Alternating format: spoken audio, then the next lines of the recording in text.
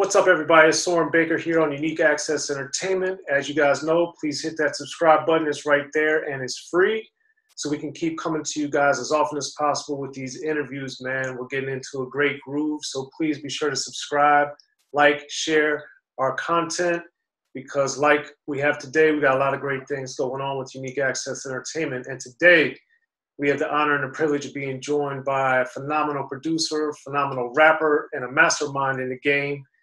Man, Daddy-O, thank you for coming through, sir. Thanks for having me, man. Anytime, brother, anytime. Yeah, so Daddy-O is a member of Stetsasonic, but also an amazing producer. So we're going to get into a lot of that. And I already know he's going to have to come back because there's too much to talk about in his astonishing career. But taking it somewhat chronologically here, I was always interested because Stetsasonic was named and inspired by the Stetson hats. So why was that something that was so motivational to you guys to where you took that and made that Stetsasonic the name? Well, Stetsasonic is actually a legacy from an original group in Long Island called the Stetson Brothers. When I started rapping, I used to sound like those dudes in the Bronx. To the beat, y'all, and I didn't even have the name Daddy-O. They even gave me the name Daddy-O. My name was Dr. On. But anyway,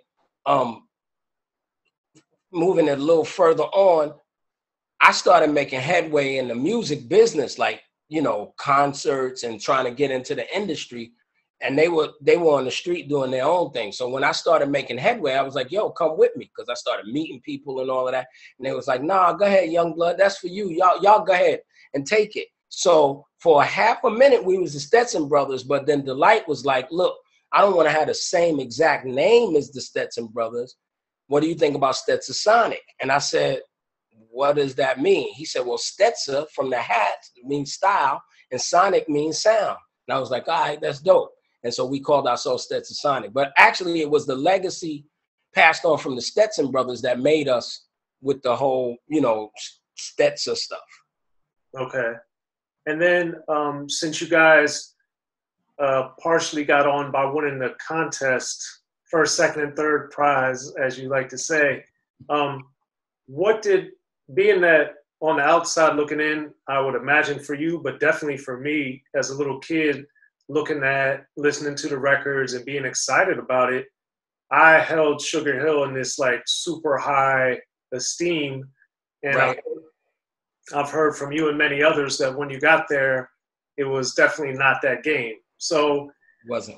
So for you, being that was very early on, like what did that teach you, or how did that shape kind of the moves you made from there?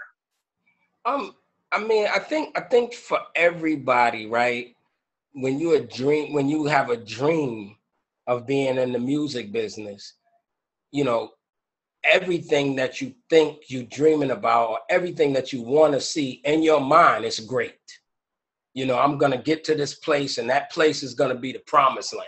You know what I mean? Like, so for us to actually win a record deal and be invited to be on Sugar Hill, which at that time was the premier rap label, they had the message, Flashing Them was up there, which was even more important to us than even having the message. You know what I mean? So we was gung-ho about it.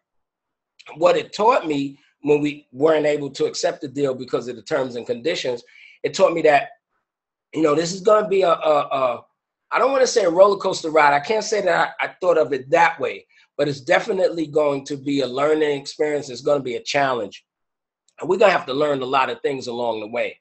A lot of times when you're an artist, rapper, singer, musician, those are not things that you want to think about. You just want to think about making your music. And you may not have to be a lawyer, but you're going to have to know some of the things that are right and some of the things that are wrong. Gotcha. Yeah, because Kwame has been one of the many that have told me some of his experiences over there, that they had literally looked like it was a handwritten and maybe just typed out of a typewriter contract that was crazy, and he was just like blown away. And it's always, Sugar Hill is just a very intriguing entity on many levels. Oh yeah, oh definitely. I mean, when I hear I remember Tommy Silverman telling me a story about Sugar Hill Records being the reason that he started a record company, because he knew somebody that was like one of the retail guys at Sugar Hill. And he was telling me, he says, record companies have 3 books. Well, I don't know about majors, but independents.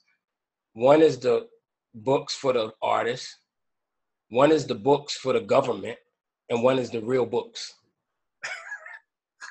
And he said he saw Sylvia and them do that. And he said, if they could do it, I could do it.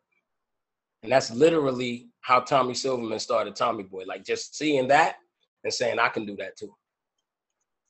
Wow. And so, to your knowledge, he ended up doing that? I mean, he told me out of his mouth that there was 3 books. So Tommy Boy probably had 3 books too. You know what I mean? I mean, you know, and to some degree I understand it, and then to another degree I don't. But like, I'm not, when I think about businesses, if I'm not the owner of that business or even like in that business, I try not to be as judgmental as maybe some other people, because I don't know. You know what I mean? Like, we could say 3 books, but the record company books might have not been books so they jerking people. It could be books so that they could keep the lights on. You know what I mean? Like, I don't know what his bills was like or what any of that, or any of them, but I'm just saying, he told me that's the way it went down. And I believe him, because I would see that would probably be what would have had to be done, possibly, unless you was going to be in a partnership. You know, if you was going to be in a partnership, it would be different. Right. But, you know, you paying these people, then the IRS is going to come at you. So you got to kind of figure that part out, and then you got to keep the lights on. So the accounting of things has always baffled me, because it's so much work to have 3 books, whereas if you just do it the right way, it's a lot easier. It's true. But it is what it is. So when you get to Tommy Boy, I had first knew about you guys from the Just Say Stet record. Mm-hmm. So was that the first song you guys actually did as part of the deal? Just Say Stet used to be a record called Stetsasonic. And it was the same thing, because D.O.C was, at that point, our main producer. We had not even tapped into Prince Paul's producing as of yet. So D.O.C was our main producer because he had equipment. Paul had equipment too, but DB had more. And so he made Just Say Stet, and but it was called Stetsasonic, and we had just did a routine on it. Wise was still on it. Most of the rhymes were still the same. But when we took it to Tom, he said, "Where's the hook?" And I was like, "What do you mean? Like the part that comes over and over like a chorus?" He was like, "Yeah." And I was like, for me, it was like weird because it was a rap record, so I wasn't thinking about a chorus. But he was like, "Yo, if we're gonna try to get on the radio, we're gonna have a hook or something like that." And then I was like, "So what do you think?" He says, "Well, that line that Daddy-O says at the end, if you can't say it all, just say Stet. That might not be too bad to keep bringing back." And so we did it. So that was that. And then Rock Dealer Stet, which was the B-side, was something that we had did on cassette. And the introduction of my studio experience, I didn't know a lot. So all I knew was to go and get a metal cassette tape. That was like a master tape to me because it was a metal cassette. And we mixed Rock Dealer Stet down to a metal cassette tape and could never duplicate it. We actually tried to duplicate it. It came out whack. So, and that's when I learned a lot about audio too, that certain things could be done in mastering, because Herb Powers took the cassette and mastered the cassette and it sounded great. And so I learned that as an early lesson, which moved on to when I was producing records, like when I produced Top Bill, and that we did that on a 4-track. That's so, you know what I mean? But I learned that from Herbie early, and I was like, the record sounds great. I'll just give it to Herbie. And I make records the same way now. Like I might do a record in my bedroom, but I'd be like, I'm going to just give it to Sean Franklin. And you know what I mean? Like, because once you know parameters of sound, then you could kind of figure that out. I mean, if you don't know sound, then it's a little difficult. But if you know parameters of sound, you could kind of figure out, okay, I got this to here, a mastering engineer, as long as it's not super noisy, a mastering engineer could take it to where it needs to be. Okay. So since that top billing skips us ahead quite a bit, Right. At what point was it during On Fire that you started getting into production while you were making the album, or did that come later? No, it was during On Fire. So I learned how to produce from Prince Paul and DBC. I wasn't a producer. Of course, I was like everybody else. I used to do pause tapes at home and all of that, but I was never a composer. DBC was a composer. Prince Paul was a composer. And I used to watch these guys on their machines. You know, DB had, I think, a 606 and some other rolling machine. Paul had a Casio, but it sampled. I can't remember what, an R3 or something like that. And he had some other keyboard thing. And I used to watch them because, remember, hip hop comes out of a DJ culture, right? So, you know, this is when I'm lecturing, I always explain that to people. So hip hop comes out of this DJ culture. So my mind is still focused on what it's like to rap to records that are scratched. Now I'm watching guys make this stuff. And I am amazed. They taking kicks and snares and playing things. I'm like, whoa. Because that's not a drum, this is not a drummer. This is not, somebody on a guitar. These are guys, what we ended up calling electronic musicians down the line, and then later on called hip hop producers. But these guys are making music with these machines that they have. And they're grabbing sounds from different places and then adding trinkles and stuff like that. So I learned how to produce just watching them. So by the time we got to the end of On Fire, I was a producer. Yeah. Just watching them, just watching the two of them. And because they're, first of all, they're both geniuses, but they're geniuses from two different spectrums. Paul is one type of producer. DBC is a whole nother type of producer. So I learned from these two and kind of ended up somewhere in the middle. And what would you say are their styles and the differences? Paul really, like, his influences are funk records mostly. You know what I mean? There's a lot of funk records. Plus, he's a phenomenal DJ, so that puts him in a different place because of the way he sees it and the way he sees things. And even sometimes I still think when Paul's making it, he's still thinking of scratching and all of that kind of stuff, right? DB is much more of he moves more toward that, what you might see LA and Babyface do, or Jimmy Jam and Terry Lewis do, where he's not so much of a sampler. He likes to play things. He comes up with, he's more of his composition style is more of like original composition, where Prince Paul can compose through samples and everything else. Gotcha. Okay. And one of the things, of course, that Stetsasonic later became known as the hip hop band, of course, but what do you remember about Tommy Silverman? Was he like surprised you guys were a band? Did that bother him? Was he excited about it? Did he think it made you different? Like, what was that interaction like with him? Tommy and Monica, right? Because Monica Lynch was the president of the label. So we dealt with Tom, but we dealt with Monica a lot too. For them, it wasn't enough. They wanted something else for audiences to stick their claws into. They didn't think being a hip hop band was enough. They didn't think it was a big enough pull or a big enough draw. They didn't hate it. They liked it. But I remember Tommy Boy when Ricky came out, Slick Rick, asking us, can one of y'all sound British? I remember that clear. Wow. You know what I'm saying? Like, because, and then if you think about Tommy Boy later on, besides for De La, which I believe was original, and I got De La their deal. So I believe the De La Soul and the Daisy Age and all that was original. But a little later on, they did Digital Underground. They did a lot of things that were gimmicky. You know what I mean? And I think that for them would have been ideal if Stetsasonic had some kind of gimmicky thing, but we just wanted to be a band and play music. Like, that's what we were. That's what we still are. We still go on the road. We got a new record coming out. But you know, that's what we wanted to do, is we just wanted to be a musicians and go on the road. I always tell people, you know, I say it this way when I teach. I say, we called it hip hop because they called it hip hop. That they is those people in the Bronx.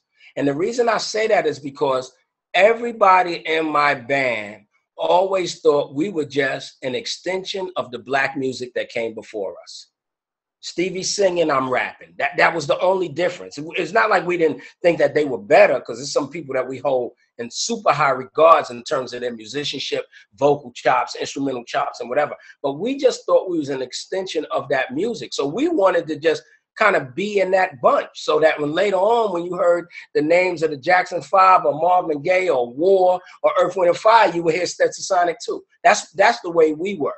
We wanted, and when I think about it, and I look at the band, the one thing I'm so proud of today is that I can really see it. I really see that we just, and that's the test, right, of time that we stand, is we stand the test of time as musicians. Almost not as rappers. It's not that we're not rappers. It's not that. But we stand the test of time as musicians, because that's the way we saw it.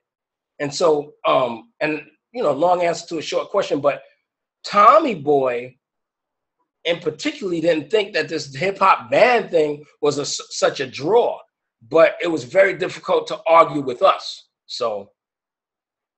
Yeah, because to your point, growing up in Maryland, right in between D.C. and Baltimore, when I started being able to go to shows and the different things, I grew up watching go-go concerts and going to see that. So I was used to seeing all black bands all day, every day in my face. And that's what my friends listened to. So Stetsasonic was just, it was normal for me to see and appreciate by the time I started understanding more about you guys and stuff, that it wasn't so groundbreaking, you know. Right.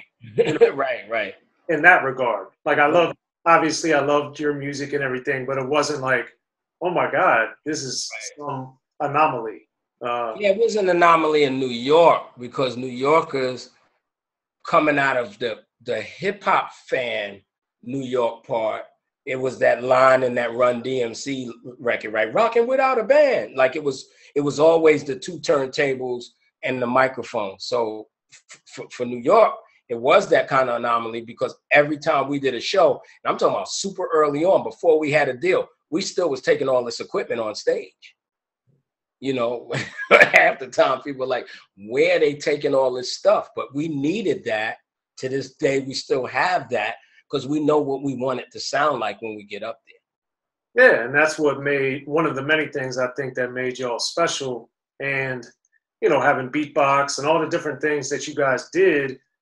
You had live musicians, you had beatbox, you had multiple rappers, you had DJ. Right. It was just everything, which one of the many things that makes Stetsasonic great. And thank you. Yeah, and on Just Say Stet, I also remember that was where you started getting like the Stetcheneered and this Stetson. So that was that part of that branding and that type of? Oh, yeah, absolutely. Once we did the whole Stetsasonic thing, we was trying to come up with every type of, there's a line in it's called So Let the Fun Begin. I say, so waiting for the Stet limo to arrive. Like we were Stetsonizing as much as we could. And to this day, you know, to this day we still do. But yeah, I mean, that was, you know, everything was Stet to us, and so, you know, it was fun to do that. Yeah, because on Info Gear you had the music for the Stetsfully Insane. So yeah, it was a running theme. Yes, absolutely. Now with On Fire, that comes out a year later on '86, and Forever My Beat was a single. And I noticed, I was always curious, do you remember why the on the single, it was Forever Written Out, and on the album, it was with the number 4. Do you remember why you guys changed it? I don't remember changing it, so I don't know. It might have been the only thing I could think of is maybe a possible space thing. I don't know. Okay. But like we never, I don't think, I know when we wrote it down, we never wrote it with a 4. I'm talking about in the very, very beginning. We just wrote Forever My Beat. I remember that. So I don't know. Maybe I don't know, and I don't recall. That might be a Bobby, Delight, Wise. Those guys, especially Wise and Bobby, they have phenomenal memories, so they might remember. I don't. I'm being honest. Okay. So I think it would be good. Obviously, people have their roles in the group, but beyond musically, what would you say the personality-wise or the interaction was on Fire? What was kind of everybody's role? So in the very beginning, I would solidly say DB was our main producer. You know, kind of bass, you know, a lot of the basis for what we had was that. I was much more of a conductor and like kind of the guy kind of overall organizing it. Delight, more like almost like the minister of information. Like it makes sense, it doesn't make sense. Wise was human percussion. You know, at times he might have had more ideas, but for the most part, Wise was human percussion. Paul was the silent assassin, because even until this day, if we go out on tour, he talks, but he doesn't talk a lot. So he was always a silent assassin, but he always had, you know, great ideas for what was going on. And then, you know, at that point, in my opinion, I felt like Fuquan was the strongest MC in the group. I've always thought that. Maybe not today, I don't think that, but back then I've always thought Fuquan was like the strongest to me. So that was that. And during and Forget, Bobby wasn't involved yet. So that was not Bobby playing on Go Stetzer. That was another drummer. The way Bobby got involved is he always was a friend, and he was the backup DJ at the Latin Quarter with Red Alert. And Go Stetzer took off in New York so big. And one day Bobby said, yo, man, you should let me play the drums. And the way Latin Quarter was made, it was weird. Like I tell people, the only visual I could give you is the Salt and Pepper Tramp video. That's them up on the stage in the Latin Quarter. It was a very small stage up here. And I said, where are you going to play the drums? He said, down here on the dance floor. So it's like we up there and he's down there. And I said, let's try it. And we tried it, and it was crazy. The reaction was bananas. And that's when we just like, yo, we got to add the drums. Be sure to check out the History of Gangster Rap by Soren Baker. He's official. History of Gangster Rap features exclusive interviews with Ice-T, Snoop Dogg, MC Ren, the D.O.C, and dozens of others. The History of Gangster Rap, a definitive look at how Los Angeles changed rap forever. In Los Angeles, the streets definitely set the tone of the hip-hop music. At 19, I got a $50,000 car. My whole angle always was, I'll be street, but I will always tell you the horrors that go along with this life. There will be penalties and casualties for just wearing the wrong color in somebody's neighborhood. And once gangster rap made it from the streets to the TV, the genre exploded. With Fab 5 on Young TV back with NWA. Yo MTV, it just catapulted us from being local heroes to national gangbang rappers. The History of Gangster Rap discusses it all from 1980 up till today. It's always gonna be shit happening in the streets. You know what I mean? So it's always gonna be something to talk about. The History of Gangster Rap in stores now.